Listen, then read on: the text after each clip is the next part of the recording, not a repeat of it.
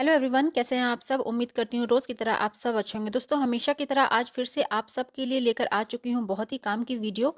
इस वीडियो में आज आपके साथ शेयर करने जा रही हूँ काफ़ी सारे ऐसे टिप्स और ट्रिक्स और कुछ ऐसे घरेलू जुगाड़ जिसकी मदद से बिना 1 रुपये खर्च किए आपके घर की मुश्किल से मुश्किल काम भी बेहद आसान हो जाएंगे।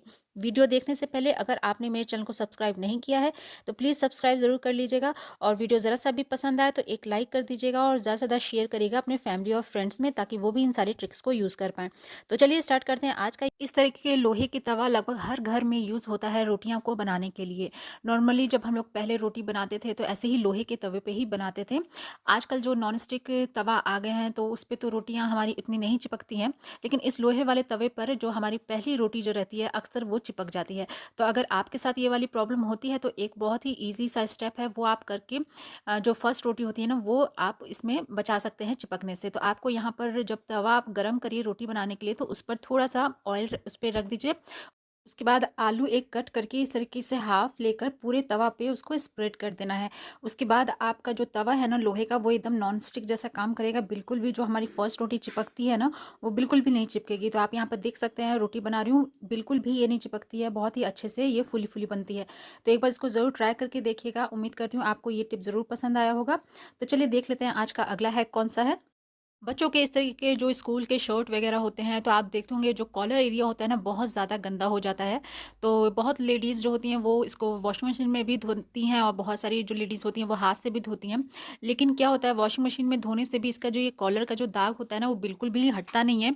तो आप जब भी इसको वॉश करने जाए वॉशिंग मशीन में हो या फिर हाथ से हो तो आप एक काम करिए, इस तरीके से पेस्ट लगा देना है। वाइट पेस्ट आपको यहाँ पर लेना है, पूरे कॉलर पे इस तरीके से हमें लगा देना है। उसके बाद कोई सा भी आप शैम्पू थोड़ा सा लगाकर इस तरीके से हाथों से थोड़ा रब कर दीजिए, और बहुत ही अच्छे से आप देखिएगा जो इसका कॉलर है ना जितने भी जिद्दी दाग उस पर लगे होंगे एकदम अच्छे से क्लीन हो जाता है। तो इस तरीके से रगड़ देने के बाद आप अगर हाथ से कपड़े धोते हैं तो आप इसको हाथ से धो ले, अगर आप मशीन में धोते हैं तो मशीन में धो लें। बहुत ही अच्छे से ये जो कॉलर है ना एकदम क्लीन हो जाता है। तो इस तरीके से कपड़ों में जो वो ऐसे सफ़ेद वाले जो कपड़े होते हैं ना तो उनके जो कॉलर है उसको हम आसानी से साफ़ कर सकते हैं। तो एक बार इसको ज़रूर ट्राई करके देखिएगा। उम्मीद करती हूँ ये वाला टिप भी आपको ज़रूर काम आएगा। तो चलिए बढ़ते हैं अगले टिप की तरफ। इस तरीके के जो रस वाले बिस्किट्स होते हैं जिन्हें हम चाय के साथ खाना बहुत पसंद करते हैं, जब नया पैकेट हम ओपन करते हैं तो आप देखते होंगे ये काफ़ी ज़्यादा क्रंची होते हैं, लेकिन कभी कभार इसके अंदर मॉइस्चर चला जाता है जिसके बाद वो एकदम सिमसिमे से हो जाते हैं, खाने में वो बिल्कुल भी पसंद नहीं पड़ते हैं। तो जब भी आप नया पैकेट आप खोलें और इसको कंटेनर में आप जब ट्रांसफ़र करने वाले हो तो आप एक काम करिएगा, यहाँ पर आप एक ले लीजिएगा टिश्यू पेपर। अगर आपके पास टिश्यू पेपर नहीं है तो आप न्यूज़पेपर का भी यहाँ पर यूज़ कर सकते हैं। उसके बाद आप जितने भी रस्क हैं वो इस पर डाल दीजिए, और लास्ट में फिर से एक टिश्यू पेपर आप रख दीजिएगा ना तो बहुत दिन तक ये बिल्कुल ऐसे ही क्रिस्पी क्रंची रहेंगे। बिल्कुल भी इसके अंदर मॉइस्चर नहीं जाएगा, अगर हल्का फुल्का जाता भी है तो ये टिश्यू पेपर जो है उसको एब्जॉर्ब करेगा। तो इस तरीके से आपके जो रस्क वाले बिस्किट होते हैं ना काफ़ी दिन तक कंटेनर में क्रंची बने रहते हैं। तो एक बार इसको ज़रूर ट्राई करके देखिएगा। तो चलिए बढ़ते हैं आज के अगली टिप की तरफ। बर्तन हम लेडीज़ डेली वॉश करते हैं, चाहे वो कपड़े हो उन्हें भी हम डेली धोते हैं।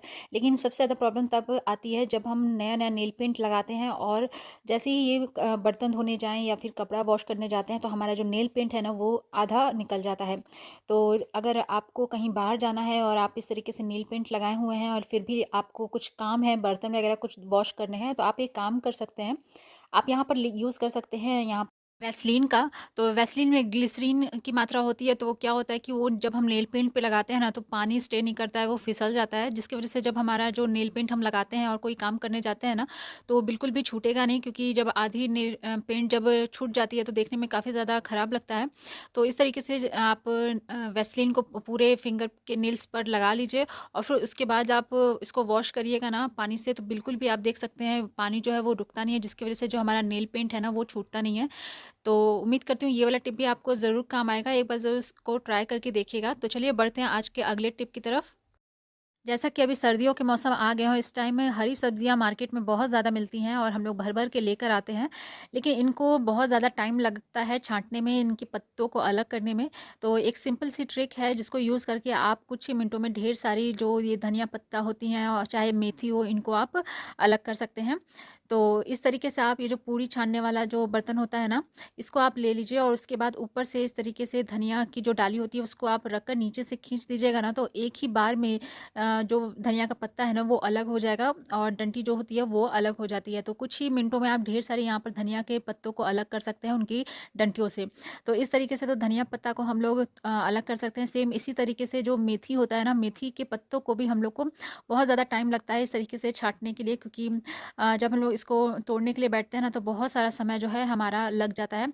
तो बहुत ही सिंपल सा ये तरीका होता है जिससे हम अपनी जो मेथी है, मेथी पत्ते हैं, धनिया पत्ते हैं, इनको अलग करके छाँट सकते हैं। तो बहुत ही आसानी से इसमें इस तरीके से हमें डाल देना है और उसके बाद नीचे से खींच देना है। तो इस तरीके से हम कुछ ही देर में ढेर सारे साग जो है वो बना सकते हैं। तो उम्मीद करती हूँ ये वाला टिप भी आपको ज़रूर काम आएगा। तो चलिए बढ़ते हैं अगले टिप की तरफ।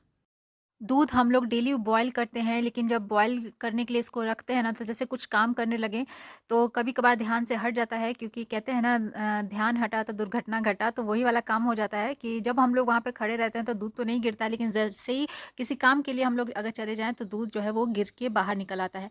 तो जब भी आप दूध बॉयल करने जाएँ तो इस ट्रिक को यूज़ करके आप अपने दूध को बचा सकते हैं। तो बस इस यहाँ पर आपको ले लेना है एक आलू और इस तरीके से हाफ कट करने के बाद बर्तन के ऊपर इस तरीके से आपको उसके एक कोट कर देनी है। जो इसमें जो स्टार्च निकलता है ना, उस स्टार्च का हमें यहाँ पे यूज़ करना है।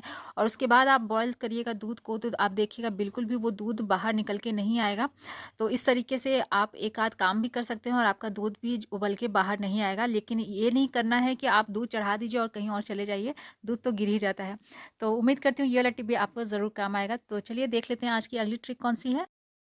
इस तरीके के मिरर्स जो होते हैं, तो आप देखते होंगे कि इसमें यूज़ जितना ज़्यादा हम करते हैं ना, तो इसमें अजीब से कुछ दाग धब्बे पड़ जाते हैं। इसको जब हम लोग न्यू खरीद के लेकर आते हैं तो तब तो बहुत ज़्यादा अच्छे से ये शाइन करता है, लेकिन जैसे-जैसे ये पुराना होता है, इसमें दाग धब्बे से पड़ जाते हैं, जिसके बाद अच्छे से इसमें दिखाई नहीं देता है। चाहे वो ऐसे छोटे वाले शीशा हों या फिर जो ड्रेसिंग टेबल के जो शीशे होते हैं ना वो। तो इनको साफ़ करने के लिए एक बहुत ही अच्छी सी ट्रिक है। हमारे घर में डेली बनती है चाय और उसमें बचता है चाय पत्ती। तो यहाँ पर हम चाय पत्ती को यूज़ कर सकते हैं इनकी क्लीनिंग के लिए। तो आप जो बची हुई चाय पत्ती होती है ना, उसमें आप थोड़ा-सा बेकिंग सोडा मिला दीजिए और उसके बाद इसको अच्छे से मिलाने के बाद इन शीशों पे अप्लाई करिए। तो आप देखिएगा एक ही बार में जो इसकी जो शाइनिंग है ना और जितने भी दाग धब्बे हैं वो ख़त्म हो जाते हैं। सिर्फ यही वाले शीशे नहीं, आपके ड्रेसिंग टेबल के शीशे जो होते हैं या फिर जो काँच वाले जो हमारे बर्तन होते हैं ना, जिसमें कढ़ाई वगैरह में जो कवर करने के लिए रहता है लीड वगैरह, या फिर कार वगैरह के शीशे जो होते हैं, उन सब को हम इस टिप से हम उसको अच्छे से क्लीन कर सकते हैं। तो जब भी चाय पत्ती इस तरीके से बचे तो आप उसको फेंके नहीं, इन सब कामों में यूज़ कर सकते हैं। तो उम्मीद करती हूँ ये वाला टिप भी आपको ज़रूर काम आएगा। तो ये थे कुछ आज की यूज़फुल टिप्स और ट्रिक्स, जिनको यूज़ करके हम अपने मुश्किल से मुश्किल काम को भी आसान कर सकते हैं। उम्मीद करती हूँ आज का वीडियो आपको ज़रूर पसंद आया होगा। अगर वीडियो हेल्पफुल लगा है तो एक लाइक ज़रूर कर दीजिएगा। चैनल पे पहली बार आए हैं तो सब्सक्राइब करिएगा और ज़्यादा से ज़्यादा शेयर करिएगा अपने फैमिली और फ्रेंड्स में, ताकि वो भी इन सारे ट्रिक्स को यूज़ कर पाएँ। मिलती हूँ अगले वीडियो में, तब तक के लिए गुड बाय।